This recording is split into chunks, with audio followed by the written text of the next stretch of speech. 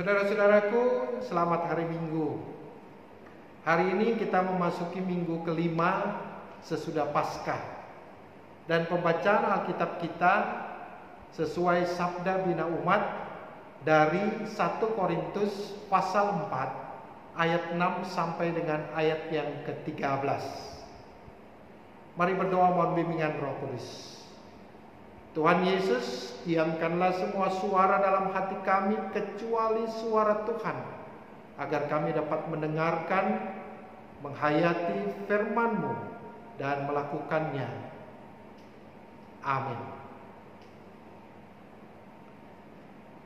Saudara-saudara, 1 Korintus pasal 4 ayat 6 sampai dengan ayatnya yang ke-13 menyatakan, rendahkanlah dirimu. Saudara-saudara, kata-kata ini aku kenakan pada diriku sendiri dan pada Apolos karena kamu, supaya dari teladan kami kamu belajar apakah artinya ungkapan jangan melampaui yang ada tertulis, supaya jangan ada di antara kamu yang menyombongkan diri dengan jalan mengutamakan yang satu daripada yang lain. Sebab siapakah yang menganggap engkau begitu penting? Dan apakah yang engkau punyai yang tidak engkau terima? Dan jika engkau memang menerimanya, mengapakah engkau memegahkan diri seolah-olah engkau tidak menerimanya? Kamu telah kenyang, kamu telah menjadi kaya, tanpa kami kamu telah menjadi raja. Alangkah baiknya kalau benar demikian, bahwa kamu telah menjadi raja, sehingga kami pun turut menjadi raja dengan kamu. Sebab menurut pendapatku, Allah memberikan kepada kami para rasul tempat yang paling rendah, sama seperti orang-orang yang telah dijatuhi hukuman mati. Sebab kami telah menjadi tontonan bagi dunia, bagi malaikat-malaikat dan bagi manusia. Kami bodoh oleh karena Kristus, tetapi kamu arif dalam Kristus. Kami lemah, tetapi kamu kuat. Kamu mulia, tetapi kami hina. Sampai pada saat ini kami lapar, haus, telanjang, dipukul dan hidup mengembara. Kami melakukan pekerjaan tangan yang berat. Kalau kami dimaki, kami memberkati. Kalau kami dianiaya, kami sabar. Kalau kami difitnah, kami tetap menjawab dengan ramah. Kami telah menjadi sama dengan sampah dunia, sama dengan kotoran dari segala sesuatu, sampai pada saat ini. Demikian pembacaan Alkitab.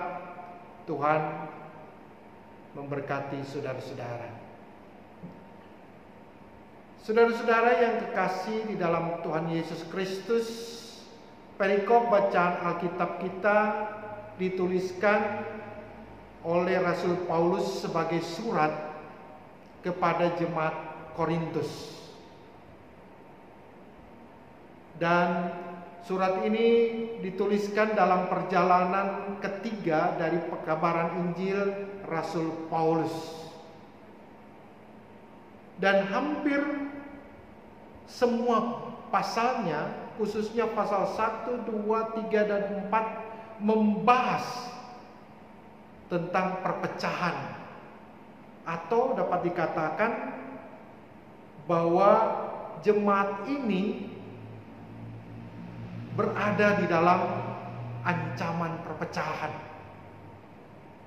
Saudara-saudaraku kekasih Tuhan,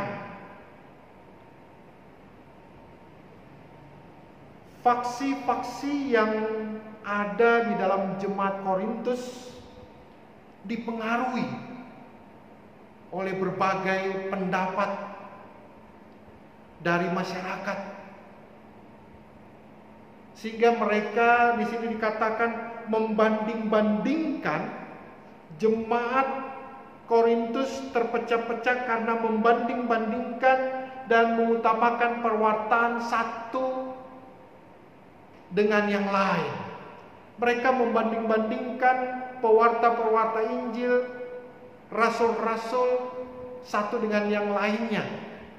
Karena itu Rasul Paulus mengingatkan di dalam ayat yang ke-6, supaya jangan ada di antara kamu yang menyombongkan diri dengan jalan mengutamakan yang satu daripada yang lainnya. Saudara-saudara, di dalam 1 Korintus 1 ayat yang ke-12 dalam padanan firman Tuhan ini dikatakan, kamu masing-masing berkata, aku dari golongan Paulus, aku dari golongan Apolos, aku dari golongan Kefas, aku dari golongan Kristus. Saudara-saudara, tapi Rasul Paulus tidak sakit hati. Bahkan Rasul Paulus tidak mencoba mengklarifikasi tentang kebenaran pemberitaannya, supaya tidak menurunkan wibawa daripada rasul-rasul yang lainnya, khususnya Apolos, Kefas. Bahkan di dalam kerendahan, Rasul Paulus mau mengatakan bahwa para rasul, kami mendapatkan tempat yang paling rendah, seperti orang-orang yang akan dijatuhi hukuman mati. Kami menjadi tontonan banyak orang, bahkan malaikat-malaikat.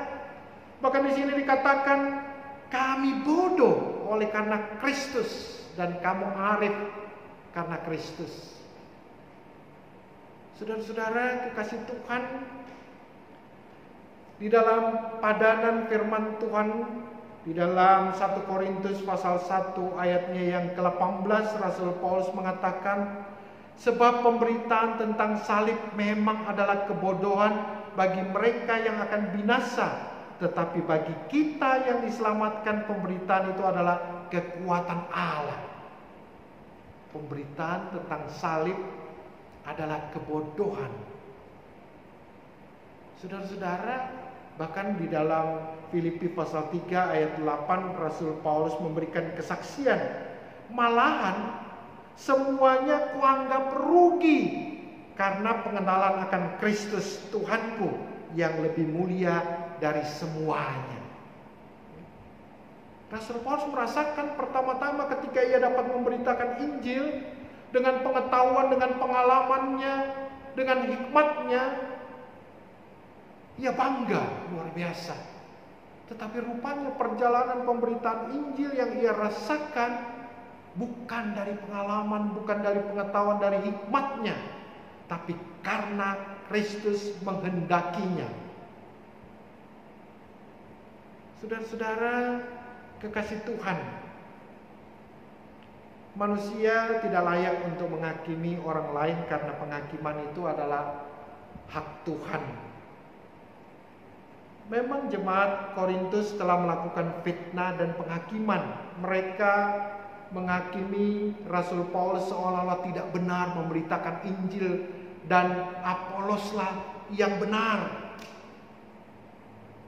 Sekali lagi Bapak Ibu Saudara-saudara, Rasul Paulus tidak mencoba mengklarifikasi tentang kebenaran pemberitaannya, supaya tidak sombong dan juga supaya tidak menurunkan wibawa Apolos dan mengucilkan jemaat Korintus. Tetapi dalam kerendahan hati, Paulus menuntun jemaat agar hidup dalam kesetiaan, bukan saling menghakimi. Kita pun hidup dalam persekutuan tidak seharusnya menghakimi, sadar maupun tidak sadar, menilai pelayanan orang lain, menilai pelayan firman berdasarkan kebenaran kita.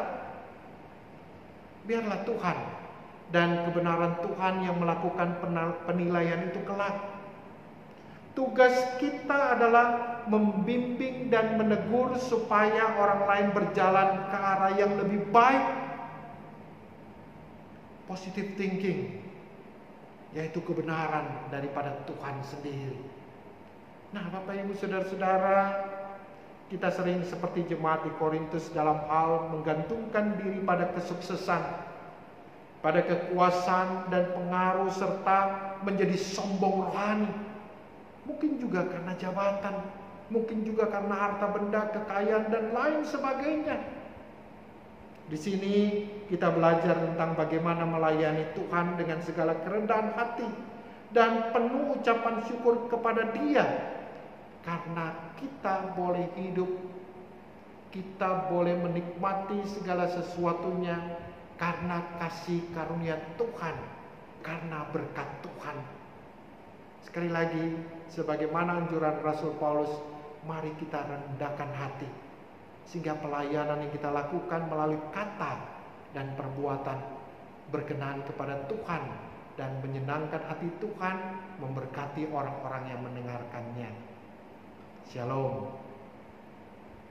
Mari kita berdoa. Bapa, Engkau memberkati para pelayan-pelayan Tuhan yang menyatakan akan pemberitaan Injil Tuhan dimanapun mereka berada. Kami mau Engkau melindungi dan menyertai jemaat Tuhan dalam segala situasi dan kondisi mereka masing-masing, khususnya mewabahnya Corona virus disease 19. Biarlah Engkau berikan kebijakan kepada pemerintah kami, bahkan para medis, agar mereka dapat melakukan tugas dengan hikmat dari Tuhan, sehingga virus corona segera berakhir di dunia, di bumi Indonesia. Bapa dalam surga, berkati setiap orang yang bersuka cita, bahkan mereka yang berduka cita, yang berada dalam kesusahan. Terima kasih ya Bapa.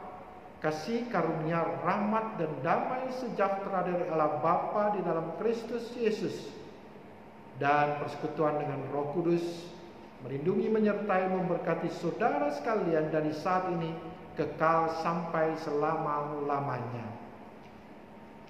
Amin. Tuhan memberkati saudara-saudara sekalian.